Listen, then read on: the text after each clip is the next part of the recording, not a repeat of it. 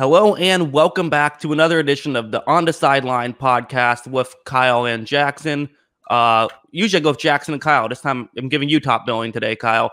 And we have a good show for you today. We're going to go through every pick that we had that happened. Well, not every pick, but every first round pick. Talk about what we liked, what we didn't like. But first, we do have some business to attend to. The last episode of this podcast, the worst take of the week was by me with my horrendous take that J.K. Dobbins would go to the Ravens. What a terrible take I had there on that one. In fairness, he did go in the second round. I had him going in the first. But regardless, I had the worst take of the week. So Kyle, you can have some time to think about it. You can give it now or at the end of the show. Who you think, what game or game highlight should I have to watch as a Tampa Bay sports fan? What are you going to subject me to? You can answer that now or you can answer that later. But Kyle, how are you doing today? Not too bad. It was a very interesting draft, and I enjoyed watching it, seeing some of the picks. I've enjoyed reading a lot of the analysis. Obviously, I'm a fan of college and pro football, so seeing some of these guys in college football end up making it and where they're going, I was very interested to see how it turned out, and I was not disappointed whatsoever. Yeah, definitely a fun draft. I felt like it was very fun seeing we had our mock draft last week or 2 weeks ago now at this point, but it was fun seeing all this, a lot of similarities to what we had and what actually happened, especially early on with Andrew Thomas going to the Giants, Isaiah Simmons falling to the Cardinals. A lot of fun stuff there, but let's just get into it. And we're going to go in order, but I want to get some of the bigger stories out of the way. So I don't want to bury the lead in any way. One of the craziest moves was the Green Bay Packers trading up to get Jordan Love. They had a very wild draft, to say the least. Let's just get broad strokes right off the bat, Kyle. What did you think of the Jordan Love decision? I had saw a lot of pundits and people talking about this potential pick as a Jordan Love range for the Packers. And at the same time, I didn't really don't think it really makes any sense. If any, all of us are just about watching the Last Chance documentary right now. And one of the craziest things was Jerry Krause deciding to blow up a team that won 5 championships in 7 years and deciding that he wants to rebuild in the midst of this championship run that's unprecedented. The hardest thing to get in football is a franchise quarterback, and probably the hardest thing to get in sports is a franchise quarterback. If you have that kind of talent, you might as well milk everything you can out of it and not disrupt anything. Why would you want to upset the one guy that's probably the most indispensable player on your team? And, I had the Packers as one of my biggest losers in free agency, especially losing Bulaga, who's one of their key offensive tackles and obviously has protected Rodgers for the majority of his career. And now not only do you lose Bulaga, but then you're giving him competition.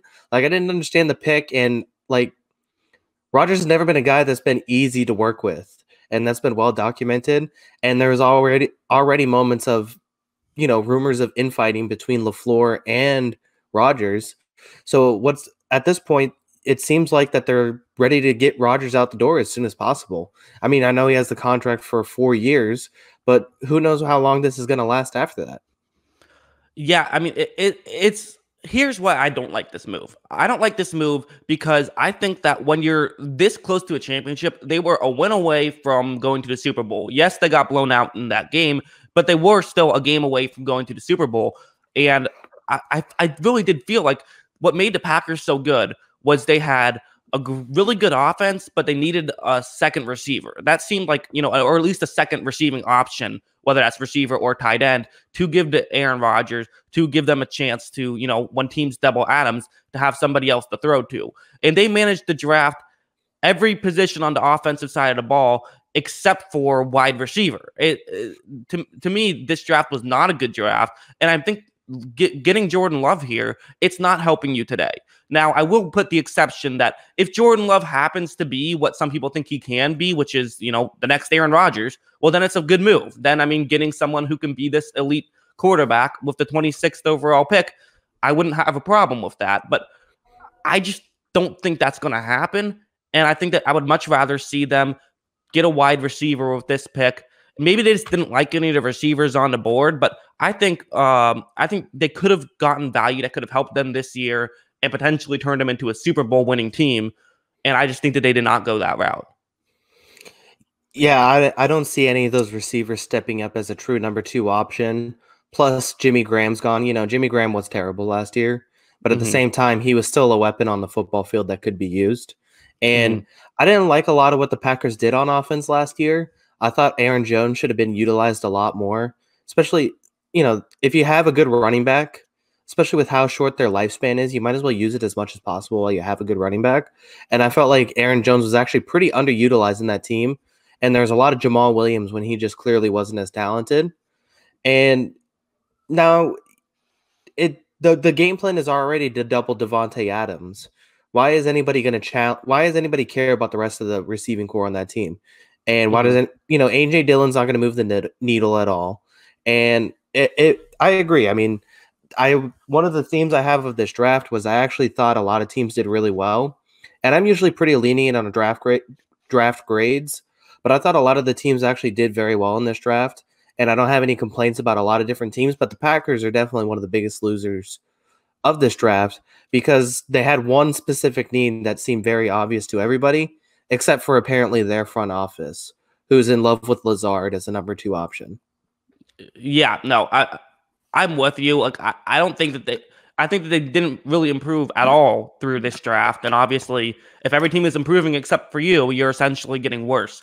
So again, this could easily be the kind of thing that in 4 years we look back at this and Jordan Love is, dominating and we're saying, okay, I guess we were wrong. Guess this was the correct decision.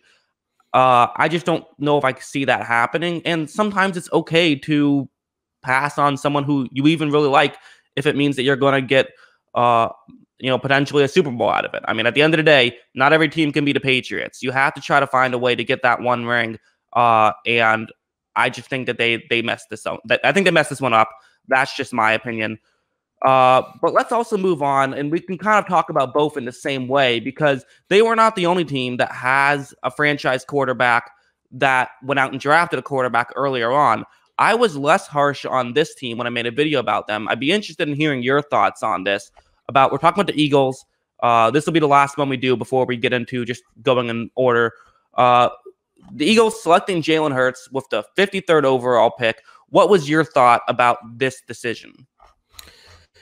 Yeah, so once again, obviously, we're kind of blowing through all the biggest, the most shocking teams, and like I said, I was very lenient on a lot of draft grades. I thought a lot of teams did very well in this draft, and I thought the Eagles were one of the teams I was also grading a little more harsher, along with the Packers. But it wasn't for the Jalen Hurts pick. I didn't really like the Jalen Reagor pick with the first round. I thought there was better players out there as far as wide receivers go. Especially the guy right after him was Justin Jefferson, who I think is much better. He's really fast, he's really long, and he had 4 touchdowns in a national championship game. I thought he would have been a really good pick in that range, and instead they went with Reagor, who I didn't think was nearly as talented as Jefferson. But in terms of the quarterback pick, I understand the pick to Hurts, and honestly, the comparisons to Taysom Hill I thought were really insulting. Mhm. People forget, he got benched in that national championship game, but it wasn't crazy to say that Jalen Hurts was actually like a fringe Heisman contender until he got benched in that game, you know. Mhm. And Taysom Hill threw for 2,500 yards his best year in college, and he graduated at like 25 because he went to BYU. To Yeah. compare him to Jalen Hurts, who was actually good, Mhm. was just kind of insulting throughout the entire draft process. And I think he has a lot of traits that could be a good starter at the next level. I think he needs to focus on not like staring down one option at the next in the NFL, and that's going to be Mhm. one of the biggest things because I do think he's actually pretty accurate. He's got a pretty good arm, and he's pretty good with some timing routes as he showed at Oklahoma. But the staring down the one receiver is going to be a problem at the next level, and a lot of teams are going to figure that out. But if he ends up figuring it out and is able to look off some defenses, I think he could be a very good player, and it makes a lot of sense also with a guy like Carson Wentz as your franchise quarterback to make sure there's a contingency plan in place in case Wentz gets hurt because he's proven time and time again that this guy's probably not going to play all 16 games for the year and maybe not even the playoffs. So Jalen Hurts makes a lot of sense. The only question would be, in my book, would be while a quarterback makes sense, is getting a rookie as your backup contingency plan a better option than going after a Jameis Winston before he was signed to New Orleans, a Cam Newton as a potential one-year backup option, or even it seems like Andy Dalton's probably going to get cut here rather than traded. Getting a guy like Andy Dalton on a cheap contract after he's released by the Bengals. Is that a better option than, say, Jalen Hurts coming in as a rookie, potentially for Wentz as a contingency plan? That's a fair point. That's something interesting. Yeah, to carry off your Rieger point for a second, I also thought that Ayuk was even a better option than Rieger, who went to the San Francisco 49ers shortly after as well. But yeah, in terms of Hurts, yeah, I mean, listen, what you could have gotten a Case Keenum, who I think got like $8 million with the Browns, but you could have gotten maybe even a cheaper option with a Cam Newton, with a Jameis Winston, with one of these guys. I don't think any of them have the upside that Hurts does. I mean, Hurts definitely can potentially be great. One thing about Hurts is that we know he can come off the bench and play. We know he can come off the bench and perform. So that's something that could matter. And I have to say, one of the things about Eagles fans, it drives me crazy, is if you say that Carson Wentz is injury prone, you'll just get 100 people in the comments saying, no, he's not. It's been all fluky. You can only get injured so many times before we have to say, okay, there is something wrong with you here. You're getting injured to some degree. Maybe that's just your play style more so than your actual body being injury prone. But regardless, you get hurt enough times. Teams can't just roll out with Josh McCown as your backup. They have to, use some assets, whether that's cap space or a draft pick, and make sure that they can get a solid backup. I don't hate this Jalen Hurts pick at all. I didn't have a problem with it. I know Eagles fans are going crazy. What are you doing? They got a receiver that they like. I don't know if he'll be, I don't know how good he'll really be, but they got a receiver that they like. And then after that, they got a backup quarterback. I think backup quarterbacks are important. Jimmy Johnson said the most important position in football is a quarterback. The second most important position is the backup quarterback. So, I don't hate this pick at all. I really don't. Yeah, I mean, this team is 3 years removed now from winning a Super Bowl? And I think so, yeah. Yeah, so I mean, this team still has a lot of talent, and I think they added a lot of really good players. My favorite pick from them was actually their third pick, which was Davion Taylor at 103. He fits the perfect mold of a linebacker in today's football. He's really fast. He makes a lot of tackles, and I think he could be a contributor as a rookie even for the Eagles. But yeah, I mean, the upside of all these receivers was, this was talked about as a generationally, great receiving class. Mm-hmm. And I'm not sure Rieger was one of my top 4 receivers. And so that was where I hurt the Eagles. And I can't fault the Hurts pick at all. He's proven at 2 of the best colleges in the country that he could be a very good quarterback. And we'll see how he can develop. Like I said, he has some things that at the next level they're going to figure out about him. And he's not going to get away with some of the same mistakes he did in college. But there's a lot of things you also really like about him. I think one of the things that too many teams fault themselves on in these drafts is they talk themselves out of every player. They said, oh, well, he does this wrong. He does this wrong. Well, Jalen Hurts did a lot right, and he won a lot of games because he does a lot right. And I think the Eagles are focusing on that and focusing on the talent of what he does right, and that makes him a good pick at that position. Yeah, agreed. One last thing before we move on. I also want to bring up, it probably is helpful for Doug Peterson to have a guy who can run RPOs and can actually run with the football pretty well as well. So just another factor to throw in. I like the Hurts pick. I kind of glossed over the Rieger pick because I thought like the Hurts that's the bigger storyline. But anyways, right. Let's move on. Let's just we'll start going in order now. We'll start off number 1 overall pick, Joe Burrow. Not a lot to talk about here. We knew it was coming. To me, it's the obvious pick. It's the safest pick. No real surprise here, right? Yeah, no, that made a lot of sense. And the Bengals never trade. They never look at anything else. Mm-hmm. If you were to look up the safest team in football, for better or worse, it's going to be the Cincinnati Bengals. And mostly it's been for worse over their entire franchise history. But they're safe for a reason. This was the right pick and it made a lot of sense. So Burrow perfect pick for the Bengals in that situation. They need to restart.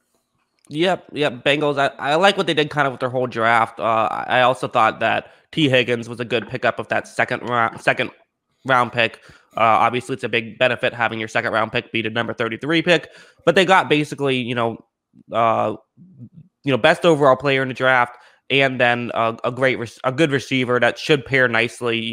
AJ Green's probably on his way out, but they have a good receiving core now. So I totally like what the Bengals did. Again, we don't have to spend too much time with them. Let's move on to the Redskins. Again, no real surprise, but this should be a lot of fun watching Chase Young terrorize opposing teams with the Washington Redskins. I think it should be very interesting. Yeah, I mean, Chase Young was, if you do those corny big board rankings that a lot of people do, Chase Young would have been number one for me. The guy's that good of a pass rusher. Like I said, he played with Nick Bosa, who was, talked about as a fringe defensive player of the year candidate as a rookie, and Chase Young was way better than him in college. So that speaks to the value of him as a pass rusher. And he's going to be, an easy pick for defensive rookie of the year, I think, if you're betting this far in advance. And he should easily slot into that position, and he's going to be a great defender, I think, for years to come. So that's an easy pick. Another pick I really like is the Liberty wide receiver they got, which was Antonio Gandy-Golden. I think he's a really good possession guy. I think he's going to be a nice target for Haskins, and that'll be an interesting one to see if he can develop, especially with the receiver they had last year that really developed, that I'm blanking on the name. I know who you're talking about. I'm forgetting his name as well. Yes. But I know who you're talking about. Yeah. Anyway. Yeah. We'll move on. Yeah. Now we know what it's like listening to a podcast. I'm sure everyone listening to this is yelling at their screens who it is, but whatever. We'll go with it. Number 3. This Terry is something. McLaurin. There we go. Yeah, that's right. McLaurin, of course. Moving on to number 3. You were right on this pick. Jeff Okudah of the Detroit Lions, getting drafted by the Detroit Lions. This was really where the draft started to get interesting. We thought there were several ways that could have gone. Could have gone with Simmons. Could have gone, could have traded back. I'm not sure if they probably just didn't have a trade back partner. I think that's probably what happened. So they go with Okudah here. I like the pick. I mean, it's hard to dislike it, really. Yeah, the Lions, I thought it made a lot of sense. Like I said, it slays out. You got to replace that spot. And Patricia's always been a defensive guy. He's going to address that defense and make sure it's the way he likes. And not only that, he's a Patriots defensive guy, which addresses cornerbacks probably more than any sort of defense in the league, maybe outside of Seattle.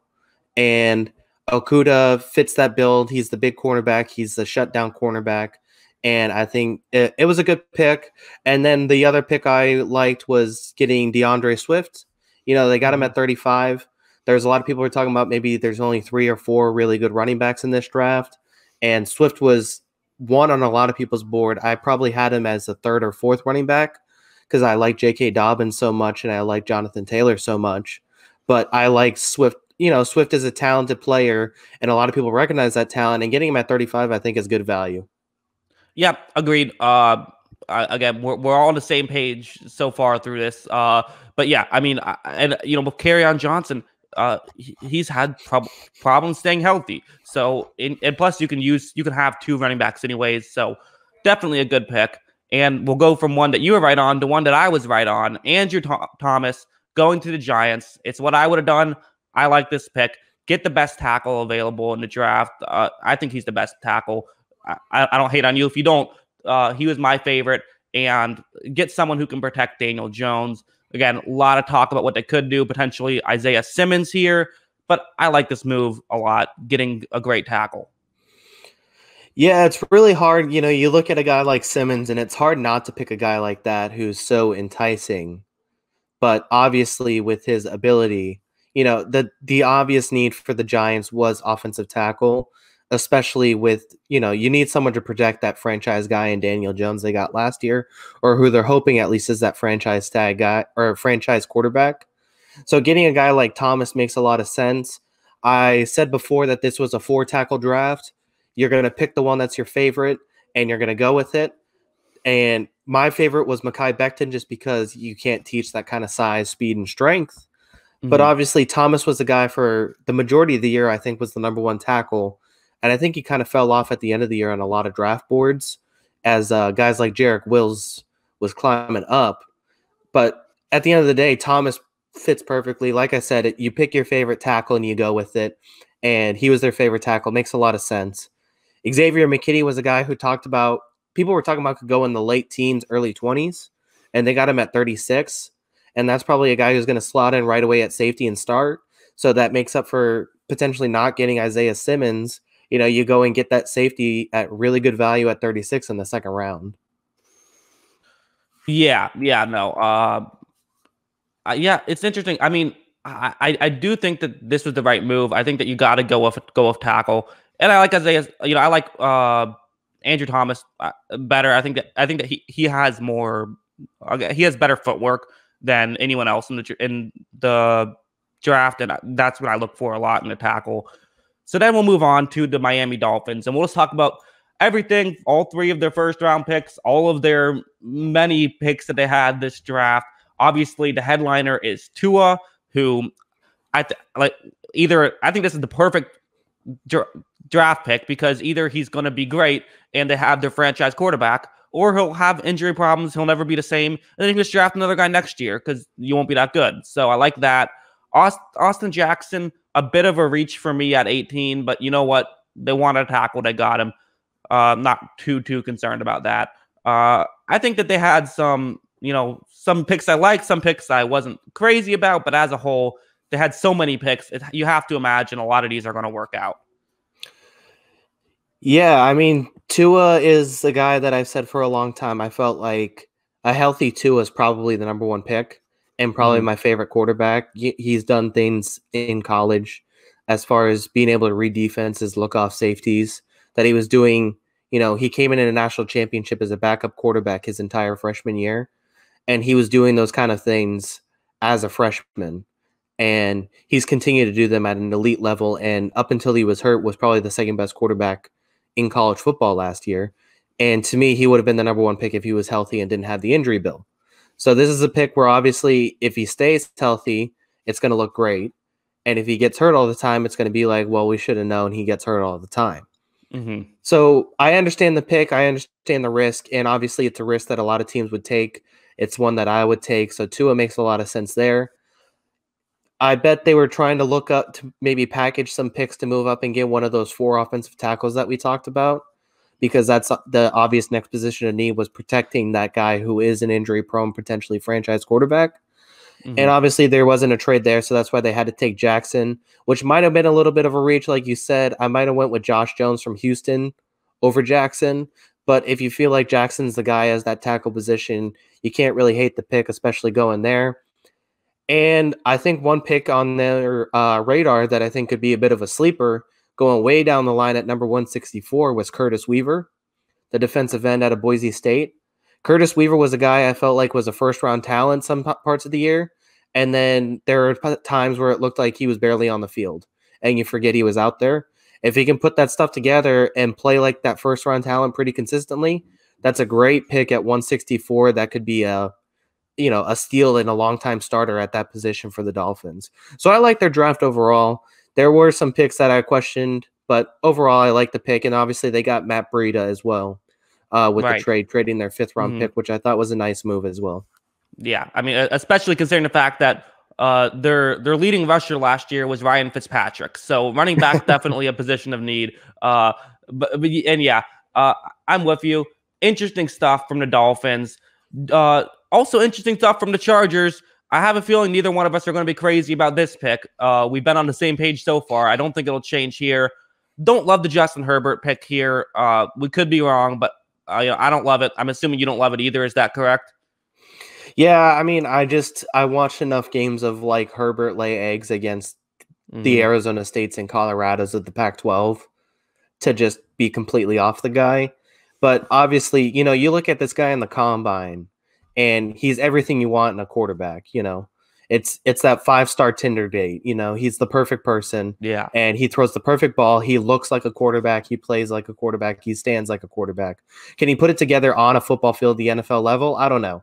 So we'll see. But, if you look at his physical traits it makes a lot of sense to pick him this high. I'm not huge about the pick and I'm not huge about the prospect, but we'll see what happens.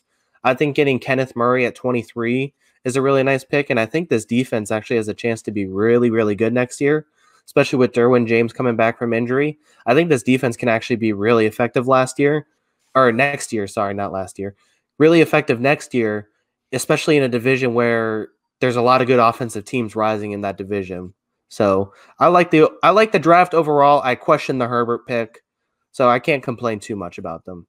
Yep, and also should we mention if Herbert is just mediocre, he still could be an upgrade from Tyrod Taylor. So, the nice thing about not having a quarterback is that even if you draft a not great quarterback, they still will have value.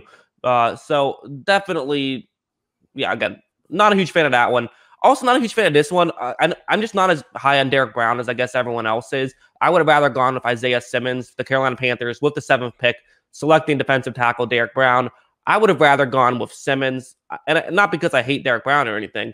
I just think that Simmons is the better player. I believe you picked Brown over Simmons, so you disagree. Why do you think that Brown? Why do you think this was the right move? So once again, if I were to make a big board of like all of these draft picks, number 1 for me would be Chase Young, and then some iteration of 2A and 2B would be Isaiah Simmons and Derek Brown for me. Okay. I think there's a lot of years where Derek Brown's probably looked at as a potential number 1 pick. If you watch some of the games that he plays, especially if you watch that Alabama game last year, where they end up upsetting Alabama, there's so many plays in there that you just look at and it's like, this doesn't make sense how a person this big can do this. He's just so big, so fast, and so aggressive. I think he's going to be a long-time defensive tackle, and I think having that long-time defensive tackle, that safety pick, is just a nice thing to have for 10, 11 years. As a guy who had Gerald McCoy for a lot of years, that's one position. It's like, if you have it, it's really nice that you don't have to worry about it. And a good defensive tackle makes a pretty average defensive line a lot better. And I think that's going to be a really nice pick for Brown going forward. The one thing I question about this Panthers draft is I think this team, I've said it before, I think I'm on record saying it, that this team is going to go under a rebuild, and I don't think they're going to be very good next year. Especially, I think the 3 teams in their division are going to be pretty good in their division. And I think they're going to be under a bit of rebuild. Well, they addressed all defense, and they have no offensive weapons for next year. Besides, obviously, they re-upped Christian McCaffrey in free agent or with a new contract, but they addressed no offensive issues at all. That was my one question: is how do you not find one offensive guy throughout this draft? Yeah, but the good news for the Panthers is that running backs historically last a long time and do not fall off a cliff. So they'll be fine there. Yeah. I did like Gross Matos with the early 2nd round pick. I thought he could have gone in the 1st round. So I thought they got a little good move there. They did go all defense. So definitely win on that side. And yeah, I mean, I like Derek Brown. I like Isaiah Simmons more. I'm not going to kill them. They could be right. And I do think that in a vacuum, a great defensive tackle probably impacts the game more than a great linebacker as well. So we'll see. I do think that this clearly, to me, says they are trying to rebuild, because I don't know why you draft a defensive tackle with the number 7 pick, where defensive tackles almost always take a little bit longer to develop than other positions. So, I think there's been some talk. Are the Panthers rebuilding? Are they trying to be good this year? I think they're not going to tank, but they're definitely rebuilding. So let's just transition from right there to number 8 pick, Isaiah Simmons to the Cardinals. Great value here. I love this pick. I'm sure you do as well, correct? Yeah, I mean, like I said, it was 2A and 2B for me for Brown and Simmons. Simmons is just one of those freak players. He can play just about anywhere on a football field. People talked about, he can line up in a slot. He can play safety. He can step up and play linebacker. He's just so good that he can do all those things. The one question I have about with Simmons is that whole Jabril Peppers syndrome, where it looks nice that you can play a lot of different positions, but you also need a position that you can play, where I think he's actually excellent at every position, where Jabril Peppers was just pretty good at every position. So I think that's going to be the difference with Simmons, is that he could play so many different positions and not only play them, but play them at such a high level that I think this is a home run pick, especially at number 8. And then the other one I really liked was Josh Jones. Like I said, I actually liked him a little bit more than Austin Jackson at 18, and they got him at 72. So that's pretty good value in my book. I like Josh Jones a lot, and I think, I thought there, like I said, 4 tackles in the draft, but if I were to have to pick a 5th that I would get outside of the first round, Jones was my guy, and I felt like that made a lot of sense. And then, they traded David Johnson, fleeced the Texans for DeAndre Hopkins, but then you have Kenyon Drake at running back and then essentially nobody else. And I think the Eno Benjamin pick at 222 is actually a pretty good pick. He was a valuable player for the Sun Devils throughout his career. And I think that's a guy who can actually make the roster and be a significant contributor as a rookie, the experienced guy in Benjamin at running back. Yeah. Definitely a great all-around offseason for the Arizona Cardinals. I think that what they did was so, obviously the trade was fantastic. This pick is fantastic. The Jacksonville Jaguars, a bit of a reach, but not a huge reach, going with CJ Henderson. Not some, we had him going a little bit further, but for the Jaguars, they're in a good position where they can kind of just go best player available. I thought they were going to go tackle here. I would have gone Wills. They decide to go cornerback, CJ Henderson. I like Henderson a lot. I have him. I think that he's a bit underrated going into this draft. Really good player. I'm not mad at this pick at all. Yeah, he was a guy who weirdly got worse at Florida. And I think that was a lot to do with the defense around him. And also that senior year, he was battling a lot of injuries, or his last year. I think he came in as a junior, actually. But so his last year, he actually struggled. But I think a lot of it was dealing with injuries and trying to play through injuries. He's shown in the past that he's really good. He has really good ball skills as a cornerback. He's big and should be able to be a good tackler and step up. The willingness has to be there to step up and tackle, and that's been the big question with him. And it might have been a reach, but this was also a team that lost 2 Pro Bowl cornerbacks in less than a year. So that's obviously a position that you have to replace when you lose those 2 really good players at the position. Then you have to kind of address the position quickly. And so that was a good value pick for the Jaguars. And then the next 2 picks I really like too. You got Chase On, who's a really athletic outside linebacker. Makes a lot of sense for them at 20. Laviska Shenault is another guy who was talked about of flirting with going in the first round. You got him at 42, so I thought that was a good pick and a good option for Gardner Minshew. And I also like Shaquille Quarterman as a just pure pass rusher, maybe third down guy at number 140. The one question I have from the Jaguars is, are you really throwing everything in on Gardner Minshew right now? So the one question could have been, could they have moved up from that 9 spot to go get a quarterback potentially? And they didn't. And now they're stuck with Gardner Minshew. And then they drafted Jake Luton at number 189, who was on one of the worst Power 5 teams in football the last 3 years in Oregon State. And he didn't really move the needle for them much at all. They won, I think, 4 games last year, which was the most they had in quite a while. And I don't – so that's the question, what's the option at quarterback? Because the Gardner Minshew thing was nice. It was a good story. But is this guy actually a franchise piece?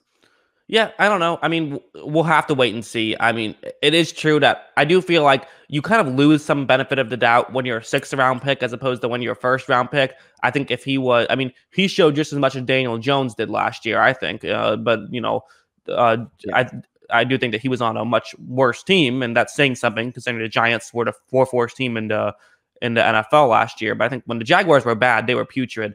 But anyways, let's move ahead to another team that knows a thing or two about being putrid. It is the Cleveland Browns. They went out. This is what they needed to do, and great draft for them. Jedrick Wills, my number 2 tackle on the board. Their number 2 tackle on the board, 2nd tackle off the board. Also get Grant Delpit, a safety, to perhaps replace Jabril Peppers, who I'm a lot higher on, by the way. But we can get into that on a different episode. Browns, they've knocked this offseason out of the park, in my opinion. I love what they've done, and they get a great tackle here. Yeah, it's interesting. They didn't have a lot of picks, but I feel like every one of their picks almost could be a contributor for this team. Uh, Harrison Bryant's kind of a little bit of a project, that tight end out of Florida Atlantic, but he's a solid piece. He has the athleticism. Donovan Peoples-Jones even is a good possession receiver. He was a really highly regarded high school prospect that didn't quite put it together at Michigan, but that Michigan offense was pretty horrible to watch. And Shea Patterson, I didn't think was very good most of his career. And so I think overall he might be able to find a lot of those things that made him look so great as a receiver prospect, and also a kick returner and punt returner. He's really good at that. You address the tackle need, which was obviously the biggest need. And it was very obvious from the get-go that that was what the Browns needed. They needed to address the tackle positions to protect Baker Mayfield and make this offense move, because they couldn't do much when Baker's running for his life and dropping back 10 yards to try and throw a pass. So I like the pick on Willis. The Delpit pick was interesting. He was being talked about early in the college football season, the potential top 5 pick. Dave Aranda, the defensive coordinator at LSU, mentioned how the defense got a lot better when he got healthy, because he was playing most of the year with an injury, but they were really good in the semifinal and championship, and he was really good at those. And they said that he was finally healthy at that time. And so he could, be a steal. He could be one of the biggest steals at 44. People have seen the talent with him. It's just whether he's healthy and puts it together at the next level. Yes, and agreed. And from there, we will move on to number 11, your guy, Becton, going to the Jets. Jets knocked this one out of the park as well, mostly with getting Becton and Mims. They needed a receiver and a tackle. They got a receiver and a tackle. Their offense, so terrible last year. Outside of Sam Darnold, it was a mess. And they also picked up a good backup quarterback, or at least they picked up a backup quarterback. Jury is still out on whether or not he'll be good. After, last year, not exactly the best backup quarterback situation as we saw. So getting James Morgan out of Florida International, the powerhouse that is Florida International, and a couple of offensive pieces. Yeah. What did you think of their draft? Yeah, I mean, like I said, I've been a Becton guy. He's a physical freak. I have a buddy who's a Jets fan who said he really wanted Judy at this position, but sometimes the sexy pick isn't always the best pick. If you're banking on I understand the receiving problems with the Jets, but if you're banking on Darnold as a franchise guy, which when he's been healthy and he's been blocked for pretty well, he's looked like that kind of guy and that kind of talent, then you need to address the blocking him and protecting him and making sure he's healthy and standing upright. So getting a guy like Becton makes a lot of sense at that position. And then, with how good this wide receiving draft was, getting a guy like Mims makes a lot of sense, and getting him at 59 is really good value. So getting that pick is a very big get for the Jets. I think one of the guys that was taken all the way back at 158, and Bryce Hall. Bryce Hall was a guy who was pretty highly regarded as a first or second round pick most of his career. The only issue with him is that he tore his ACL at the end of the year last year, playing when I think it was the Virginia Notre Dame game where he tore his ACL. So he's not going to be a contributor next year, but that's a guy who a couple years down the line, Bryce Hall might be really good value for the Jets at that position. The only picks I didn't really like as far as the Jets go is those 2 Florida guys they got, LaMichael Perrine and Jabari Zuniga. Zuniga is one of those guys that he's another guy to me that looks really great. He's the really sexy looking guy as far as talent and physical traits. Sexy guy, yeah. But as far as the physical traits, he looks good at that defensive end position, but the numbers just weren't there to show that, oh yeah, this guy should be physically dominant, and he's just not. And LaMichael Perrine, that Florida running team was actually not very good. And a lot of it was because Perrine couldn't put it together. He could end up being a pretty good third down guy, but I don't see him being a real contributor at the running back position at the next level. But overall, a solid draft.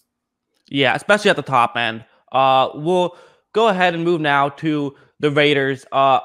This was, the Raiders are just my favorite team in the NFL to talk about. With they don't care what the media thinks. They are going to do what they want to do, and I don't hate it. I really don't. What did you think of the Las Vegas Raiders draft? So I think I tweeted this out like the moment it happened, and I said leave it to the Raiders to draft the fast receiver instead of the good ones. I can't.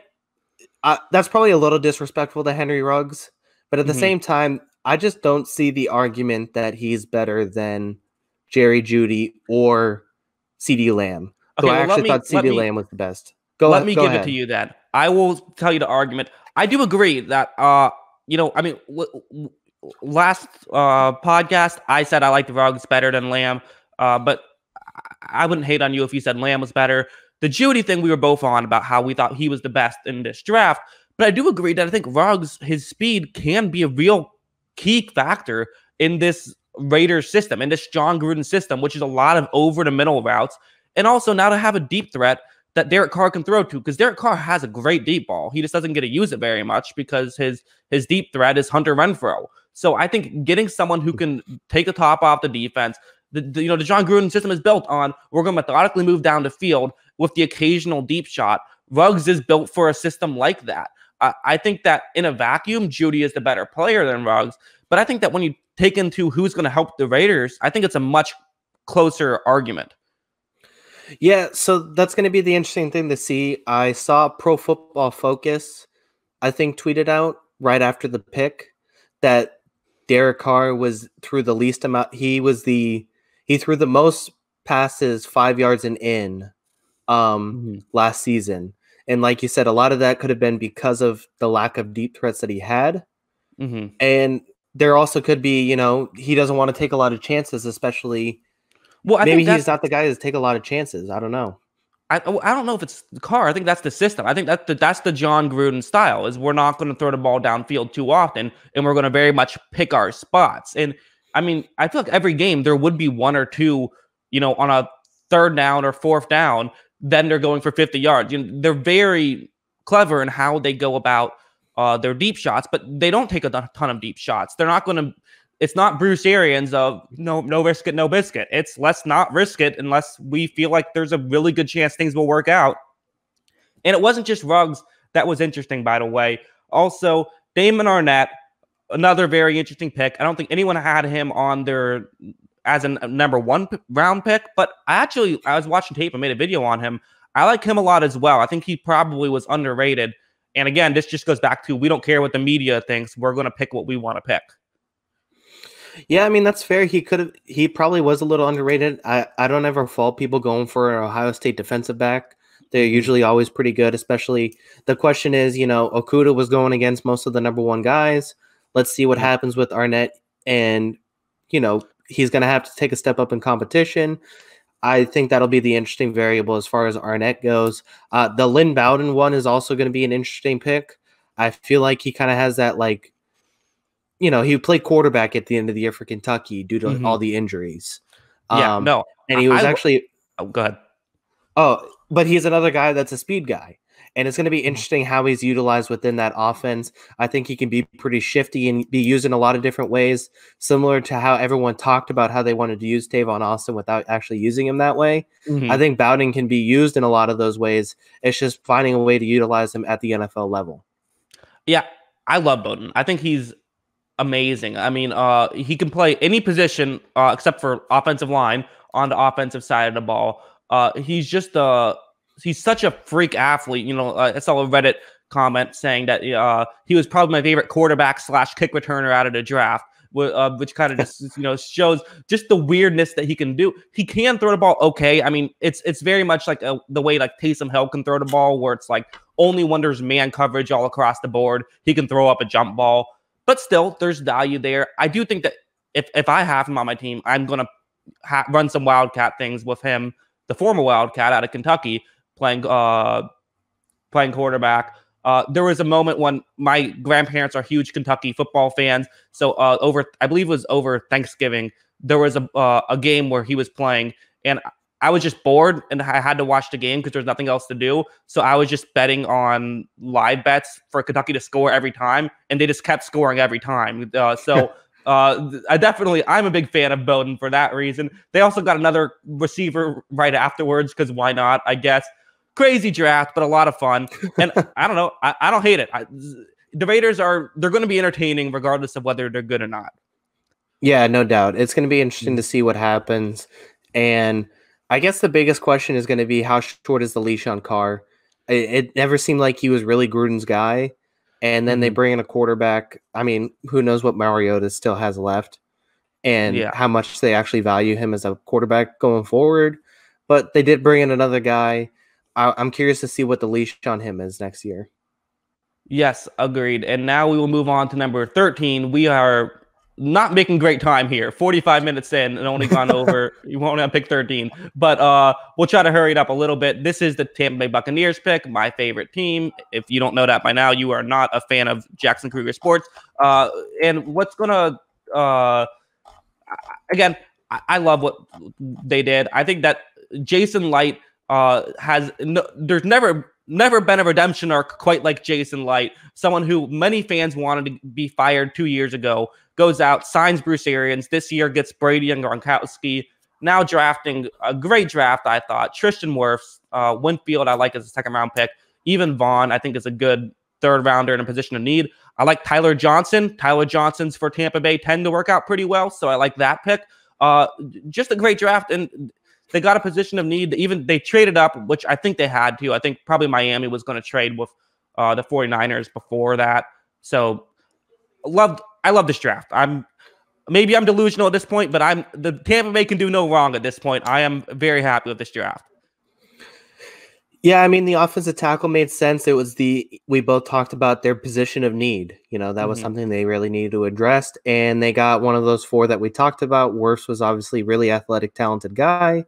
And we'll see how he puts it together at the next level. There's going to be a lot expected of him right away. The biggest thing with, signing a 43-year-old quarterback is you have to protect a 43-year-old quarterback. And so now that's going to be a big burden on Wirfs, especially in his rookie year in the NFL level.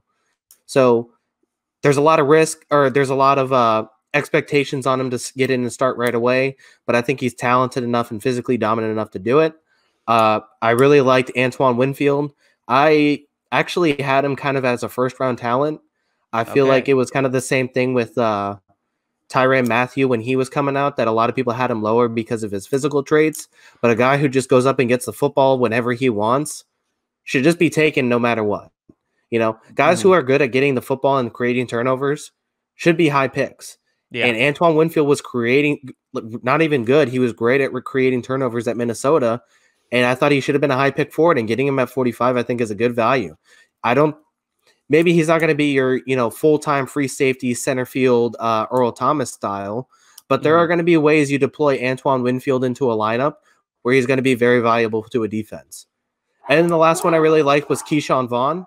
I think he's a talented running back, and especially for Vanderbilt and what they had at that time, every SEC defense throughout his career was preparing for Keyshawn Vaughn because he was the entire offense.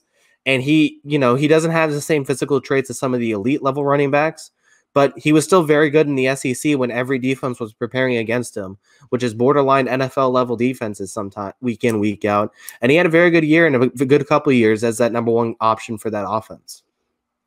Yeah, no. Yeah. I mean, for one thing, this draft tells me why I could never be an NFL GM. Not that that was ever an option to begin with, but I totally would have gone with Jerry Jeudy with the first round and J.K. Dobbins in the second round, and then totally regretted it the night after because I just, you get emotional as a fan and you want the exciting pick. And so when Jeudy is still there at 13, I'm like, we should get him, but that would be insane. Great draft by Tampa Bay.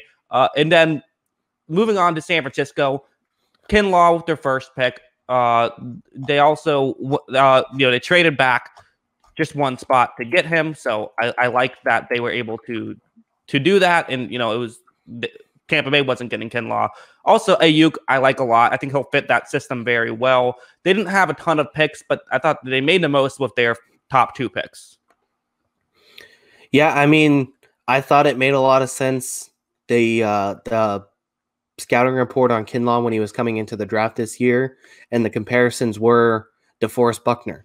And now DeForest Buckner is gone from San Francisco. It seems pretty smart to get the cheap, valuable replacement and maybe get 75% of DeForest Buckner's production. So I think that's a good pick and a good value at number 14, getting Kinlaw, who is a physical freak. Let's see if he can put it together at the NFL level. Ayuk's another one. Like you said, he was a really highly regarded receiving prospect and a deep and talented receiving draft. So he was able to get him at 25. And then I liked all the trades they made. It's not necessarily NFL draft, but at the same time, a 3rd and a 5th round pick for a guy like Trent Williams right after Joe Staley retires is a really good move for San Francisco. And I think that's a really smart play. Getting a guy like Williams who's going to be able to slot right back in at that left tackle position, no problem, having worked with Shanahan in the past. Yeah, no. San Francisco, they've done great stuff over the years and more great stuff this draft. Here's some more great stuff with the Denver Broncos getting Jerry Jeudy with the 15th pick. Probably my favorite pick of the first round in terms of best player falling to them in a position of need where they have Sutton, obviously, who's great. But I think Jeudy could even be better than Sutton. I said that in my video about him. I think Jeudy is great. And they went from a team that needed a second weapon to maybe having one of the best 1-2 punches in the NFL now with Sutton and Jeudy. Yeah, I mean, Jeudy was the best route runner without a doubt coming into this draft. That was what his elite skill was. He's a perfect route runner. Borderline perfect every time. And he was so open all the time in that Alabama offense because his routes were just sublime against even really good defenses at the college level. And I think KJ Hamler is another guy too, who was the number one option on a good Penn State team. And a lot of their offense, when they got desperate, it was KJ is going to run a go route and we're going to throw it to him. And let's see if he can get the separation needed to make this play. Almost, I'm not going to call him Deshaun Jackson, but he was Deshaun Jackson-esque. And that ability to just run down the field and get open.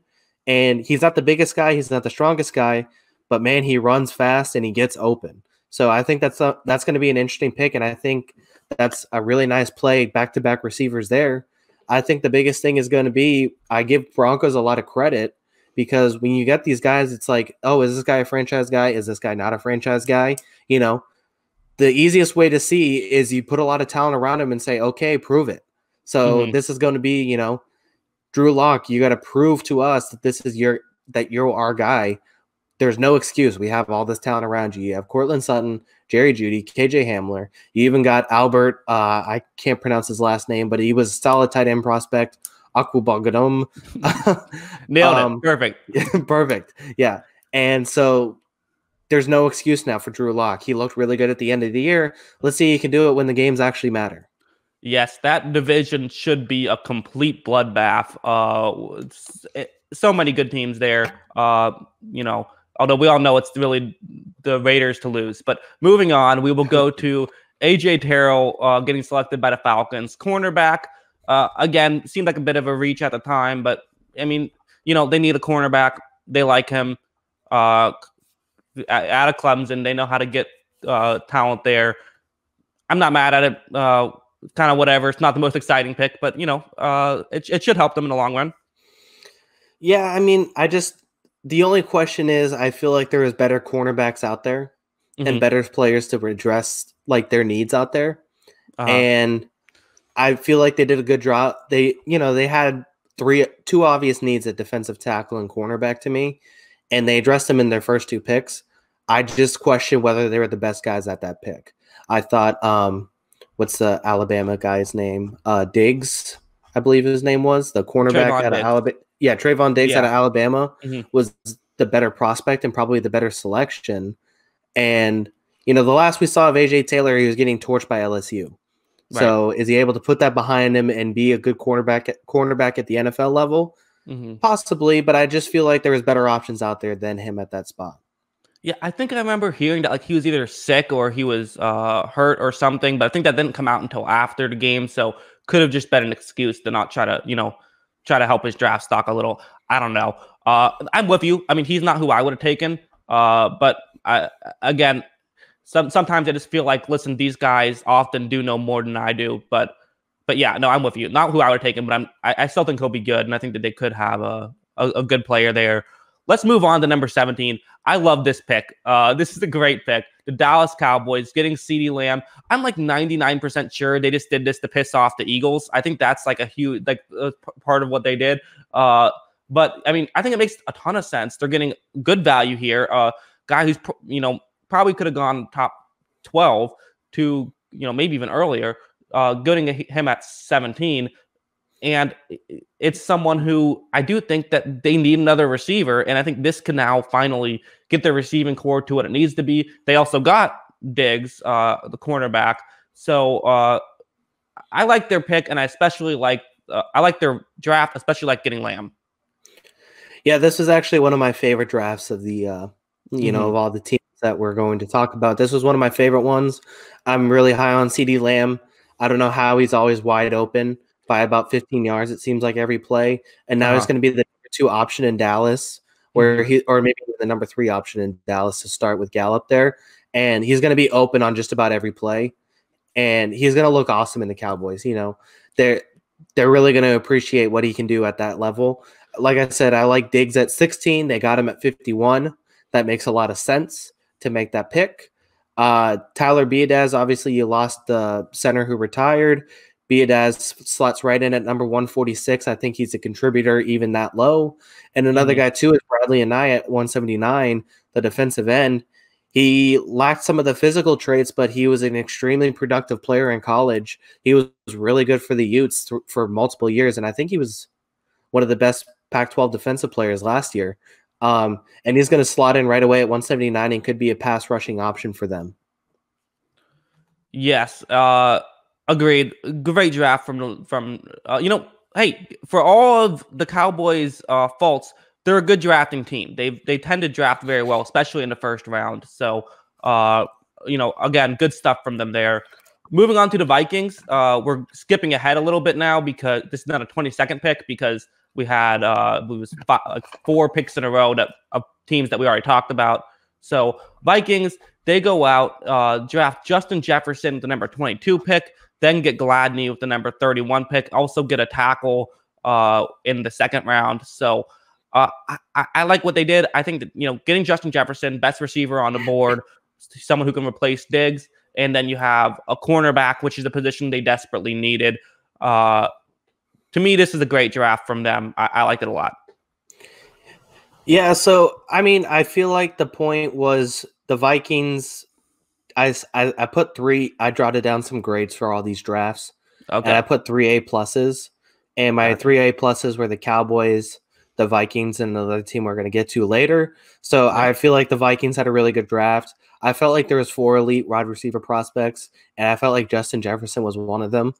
He's long, he's really fast, and he can play slot, he can play outside, and he just spent his entire last season torching just about every defense he played. I really like him. I like the value of Gladney at 31. He's another guy that I probably would have picked over Terrell and Arnett, and his pick at 31 makes a lot of sense. Ezra Cleveland's a guy who can slot in and be a contributor potentially in the next year or two. And overall, one of my favorite guys, too, in the mid-rounds was Troy Dye, who was a tackling machine who might have been a little undersized out of Oregon, the linebacker, but he averaged like 115 tackles throughout his career. And I think getting him at 132 is a really good pick for that defense, a defense that has been very good the past few years. I like a lot of the picks they made. They made a lot of picks, and I think they got a lot of positions of need and addressed a lot of different spots on their roster. Yes, and moving on, the Saints selected Cesar Ruiz, center, with their first-round pick. What did you think of the Saints draft? Yeah, I mean, Cesar Ruiz, it probably was a little bit of a reach for Ruiz at that spot. I'm trying to pull up their thing. It's in alphabetical order for me. Okay, there we go. I thought Ruiz was a little bit of a reach at 24, but if your biggest need is that interior offensive line, just get the guy you want. Sometimes it's not worth taking the risk of trading back and hoping he's there at a 33, 34 position. Just take the guy you want, even if it's a little bit of a reach. Ruiz is going to slot in as a potential starter on that team. Zach Bond's really good selection at 74. That's another guy who flirted with some first round buzz based on his athleticism, and that outside linebacker who can rush the passer has become one of the more valuable offensive or defensive positions in the game, and that's something he does really well. He plays on the outside and he gets the quarterback pretty well. And so getting him at 74 is a really nice pick. And then this Troutman was a very big project that a lot of teams were looking at, and we're going to see if he puts it together. He's big, he's fast. He didn't play the tight end position for long, so we'll see how he can do at the next level. Yeah, unfortunately, I like the Saints draft as well. Or well, not as well, but I like the Saints draft. Because I do think that Bond was a good value pick, and I do think that I saw a tweet that kind of summed it up perfectly, where everyone complains about an offensive line pick, but they also hate to see a bad offensive line. I think that you got one of their real problems last year, probably their only problem, was they would occasionally give up pressure through the middle. They would never give up pressure on the edge, but they would sometimes give up pressure over the middle. That's how they lost against the Vikings. That the Vikings got consistent pressure up the middle, and especially if you have an older quarterback who's not as mobile, it's very difficult to move around and get outside the pocket. So I think that pick made a lot of sense. I like what the Saints did. And from there, we can move on to another team that starts with an S. That was a rough transition, but we'll go with it. The Seattle Seahawks. Jordan Brooks was their number one pick, the 27th overall pick. Not the flashiest draft by any means. What did you think of Seattle's draft? Yeah, I mean, Brooks was the Seahawks have been really interesting throughout their years. Because if you look at the conventional draft big board format, they're not going to address a lot of players that are on a lot of teams' big or a lot of people's big boards. They draft to a very particular need, which is their offensive and defensive style, and they stick to their offensive and defensive style and rate it on that way. So especially with the way they've organized their defense over the years, it looks a lot different than what a lot of people rate these players.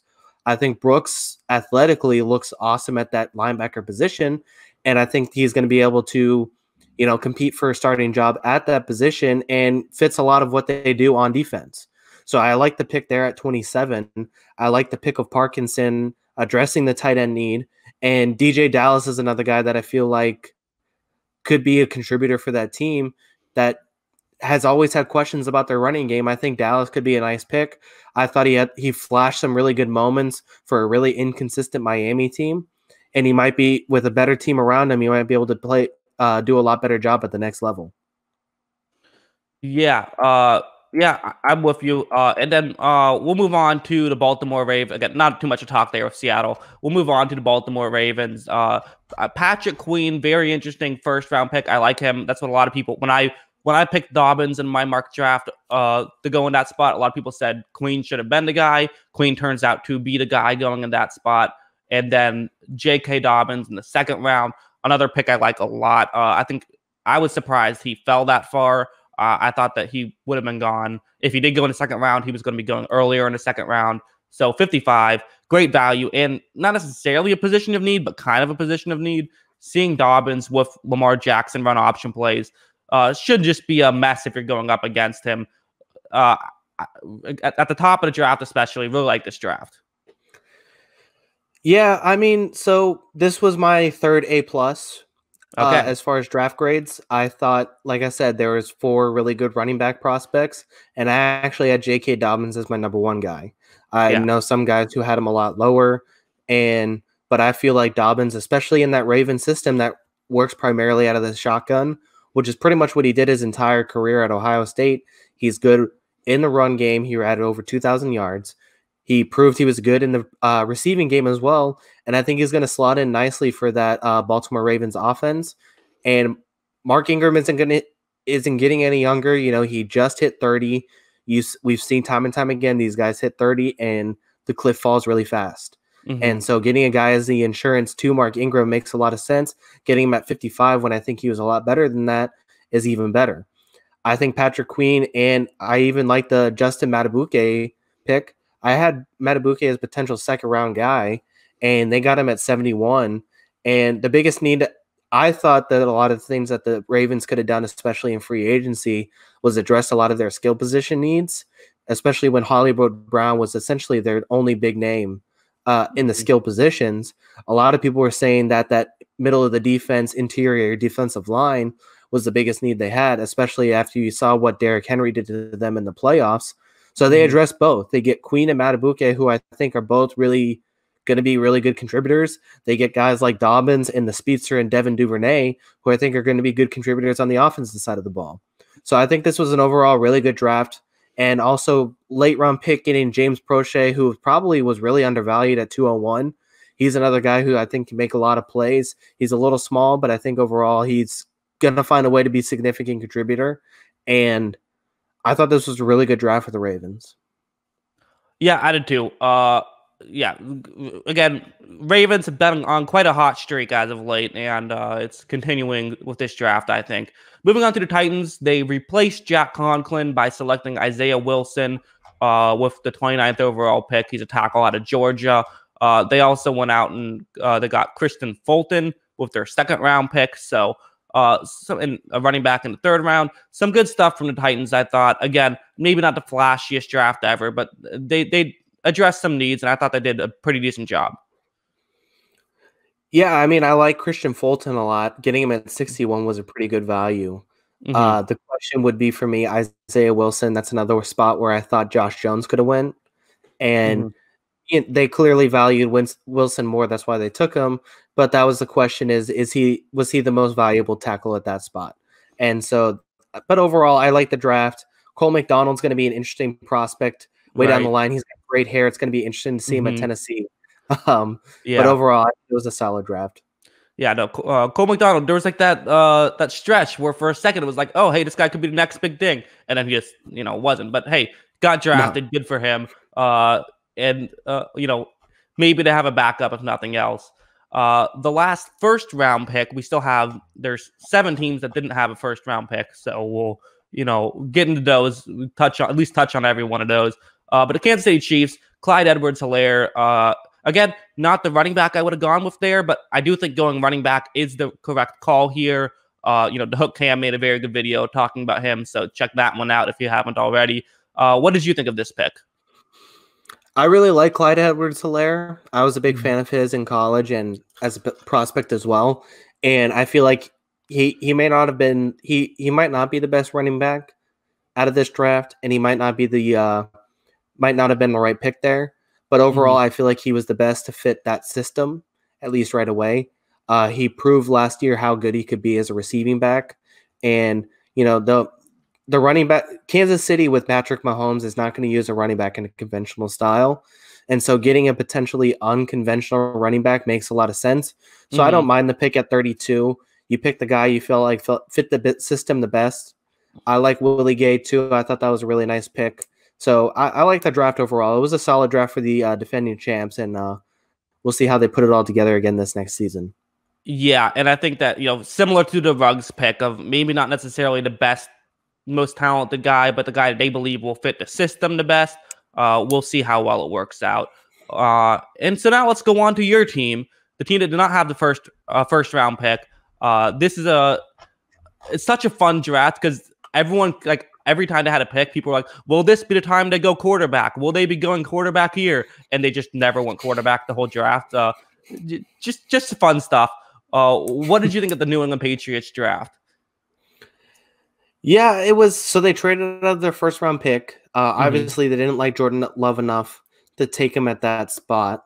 The question for the Patriots was, should they take a quarterback? And clearly, I think Belichick said something that there was plans to take a quarterback, whether it was they're hoping somebody might slip from that first round, that top 6 spot and slip down a little bit to the point that they could trade up, or were they hoping to get better value at some of these guys in the lower rounds? James Morgan was probably taken a little higher than what they thought. That was somebody they actually scouted really heavily. And I think Easton was taken a little higher than they thought. And so, Hurts was also taken a little higher than they thought.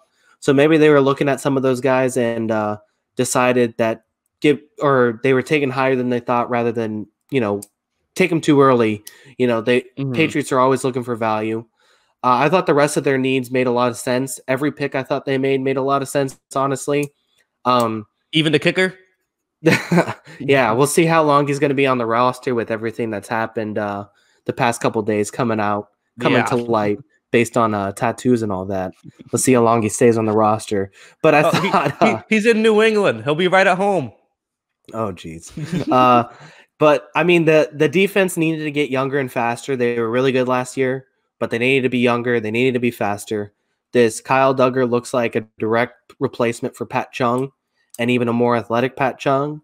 And so he's going to get a chance to learn behind 2 of the best safeties in football and potentially take that spot. Josh Uche makes a lot of sense. that Anthony Jennings out of Alabama looks like the Kyle Van Noy kind of replacement, that outside linebacker who can get after the quarterback. And then the tight end pairing makes a lot of sense too. Ossie is a guy who runs a lot of good vertical routes. He's a pretty good pass catching tight end. And then the Dalton Keene out of Virginia Tech looks like that fullback tight end combination. He can block really well, it looks like, block really well in the run game, and also catch the short passes and make some plays there. So I feel like that's going to be a nice tight end tandem. So I'm overall, I understand a lot of the picks, and I thought it was a pretty safe draft and a lot of what the Patriots do. They identify talent, guys that fit certain roles, and they draft and plug them in. Yes, and before any New Englanders come at me, that was just a joke. My thing about the Patriots is that basically I just kind of at a certain point say, you know what, they're the Patriots. They probably know what they're doing.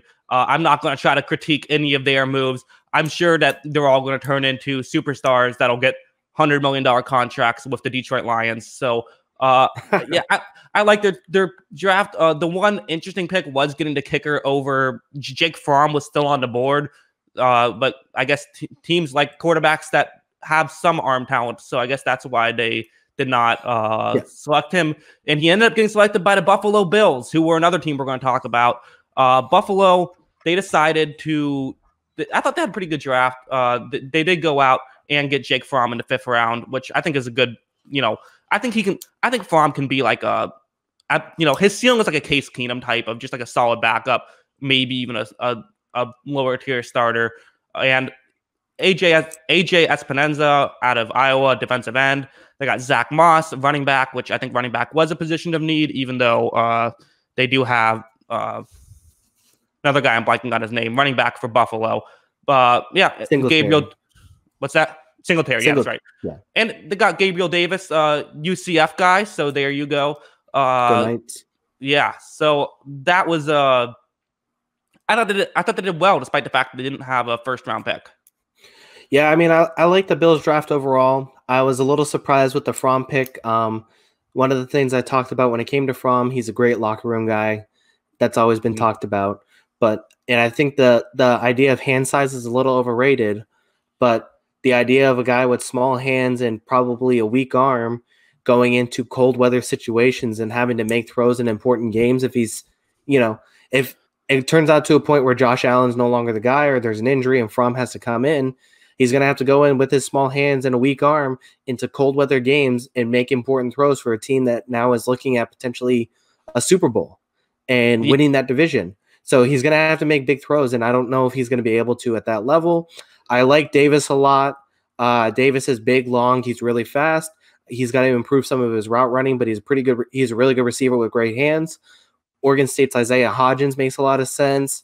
He was another guy who was essentially their only offensive option on a really bad football team and made a lot of really big plays.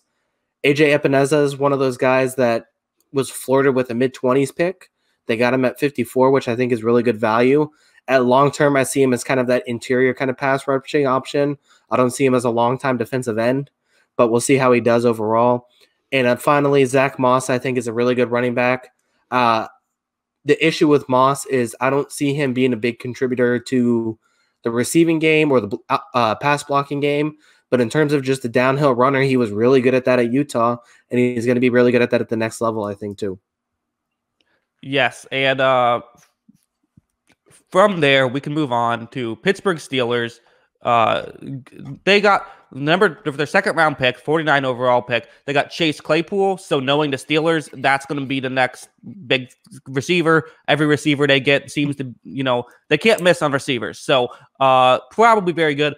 Again, Steelers are another one of those teams I just trust. I just trust that what they're doing is going to work because they have drafted so well. They're one of the better ran organizations in the NFL. They have been for quite some time. I think the fact that they haven't won a Super Bowl in some time kind of, that works against them. But I do think that they've done a very good job. Again, nothing too crazy here, but again, I like the draft. What did you think? Yeah, I think I was actually pretty high on Claypool. I think he makes a lot of sense there. I was also pretty high on as a later round running back, Anthony McFarland. I think he's going to be a good contributor there as well. And at the end of the day, it was, this draft came down to how valuable was Minkah Fitzpatrick in terms of how they finished the year last year. They ended up getting all the way to, that changed to the 18th pick or whatever it was that the Dolphins had.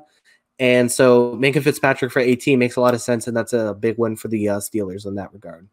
Yeah, definitely. I mean, that's Steelers fans just have to tell themselves like, hey, we already had our first round pick. We got it. We got him early. It's like if you ever get your Christmas present or your birthday present early because you get like something bigger or something, then you can just sort of say like, it sucks today, but I still got it.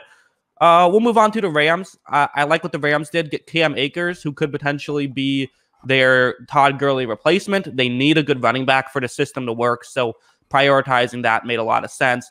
Also went out and got Van Jefferson, who can be their Jesus, I'm doing terrible with names today. The receiver that got rid of Brandon Cooks. Yeah, I'm not sure if I'm not gonna know your name by the end of this, Kyle, but that's fine. Yeah, I like this draft again. A solid draft, I thought, from the Rams. Yeah, I mean, I thought it was good overall. That was another one where I just about liked every pick that they had. Akers, like you said, makes a lot of sense. It's a direct replacement for Gurley. He's going to slot in as that running back of that team. Van Jefferson's one of the best route runners outside of Judy that I saw in this draft, and I think he's going to be a good value for him, Los Angeles at that spot. And overall, I just thought over and over again, it was a solid pick. I can't complain about any of the picks. They're all really good, and I think there's going to be a lot of valuable contributors on this team.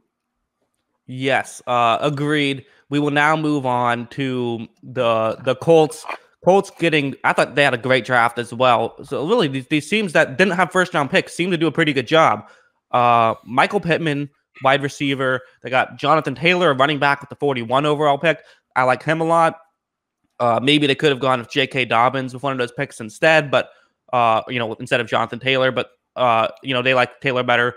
I'm not mad at them for that.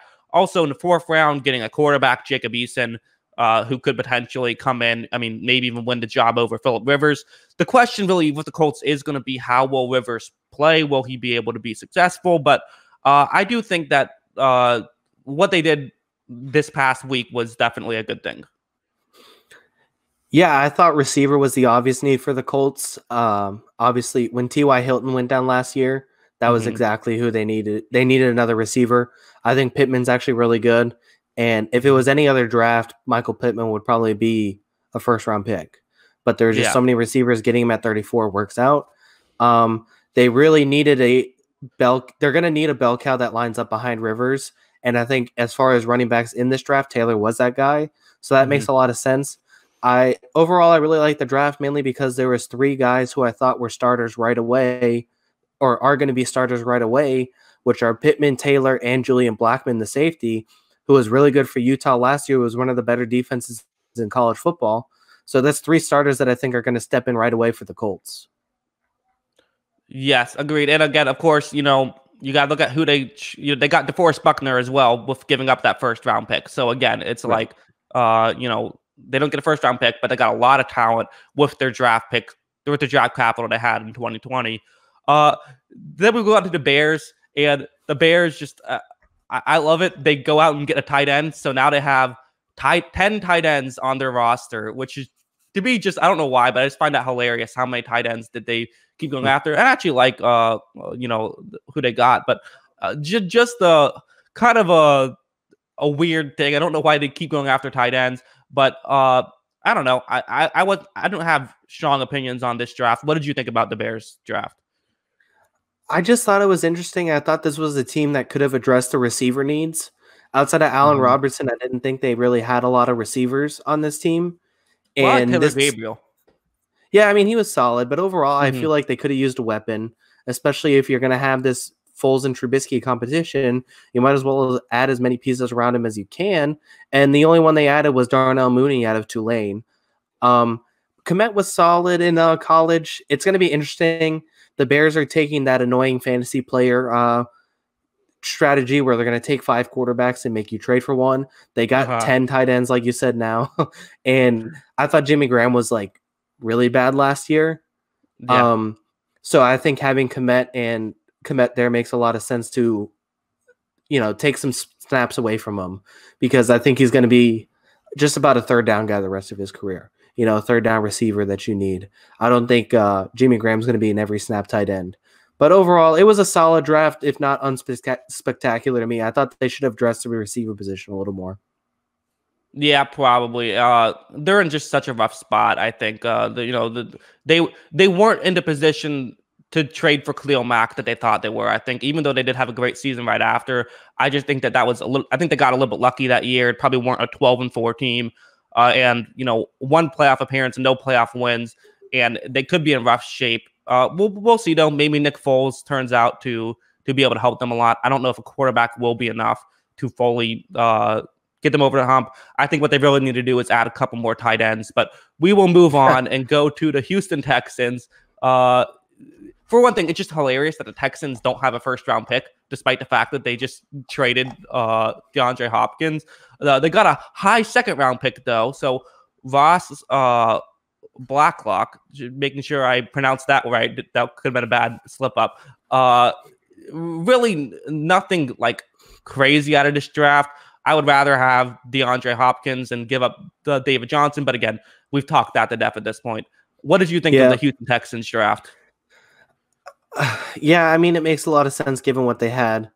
Obviously, they had pretty much taken out everything from the cabinet with these trades for Laramie Tunsil and then, of course, trading away DeAndre Hopkins and somehow giving up picks in that trade. Still doesn't make sense to me. But, I mean, DJ Reader also left this offseason, so getting a guy like Blacklock makes a lot of sense because you got to replace that tackle position. Makes a lot of sense. Jonathan Grenard's a solid pass rusher. We'll see how he does at the next level. I like his value at 90. So, I mean, the Texans' issue wasn't ever identifying talent to me. So it was another solid draft. It's valuing that talent down the line where they always have the issue. And so it was a solid draft. We'll see how they pan out and how long they're there. Yeah, definitely. Yeah. So, but the Texans will still somehow find a way to win their division, just because that's seemingly what they do is win the division, but don't do anything once they get into the playoffs. So, fun stuff, fun draft. I thought most teams did it pretty smart. A couple of questionable choices, but as a whole, I had a good time. Any final thoughts on the draft? Yeah, I mean, like I said, I thought there was a lot of teams that did pretty good. I'm pretty lenient on draft grades because you just never really know with a lot of these guys until they're actually on a football field. There's only a few teams which, like we talked about, the Packers and the Eagles that I thought did fairly bad in this draft. But overall, it was a solid draft for a lot of teams that address a lot of needs. Yes, agreed. And Kyle, do you have a game now to choose for me, or do you need to wait a week to figure out one for the worst take of the week that I had last week? Something I have to watch. I don't have a game. I have a highlight video. Okay. It's only 8.5 minutes, so I'm going a little easy on you here. Okay. Let's see how I can do this. Do you want me to send in this chat here? Well, I was thinking you just tell me and then I watch it and then we'll get back to you next week and talk about On YouTube TV, there is a YouTube video called 2019 Jameis Winston Every Turnover. In parentheses, it says record holder in all caps. So all right. Okay. You're going to see all 42 of Jameis Winston's turnovers. Okay. Well, that's what you will subject me to, and hopefully you get the worst take of the week this week, and I can manage that. But so make sure you leave in the comments below. What did you think the worst take of the week is? I have it pinned there. I'll probably edit it again and put it at the beginning of the show so everyone gets it. Let us know the worst take of the week, and hopefully pick Kyle. All right, and everyone, thanks for watching, of course, or listening, and we'll see you next time. Peace.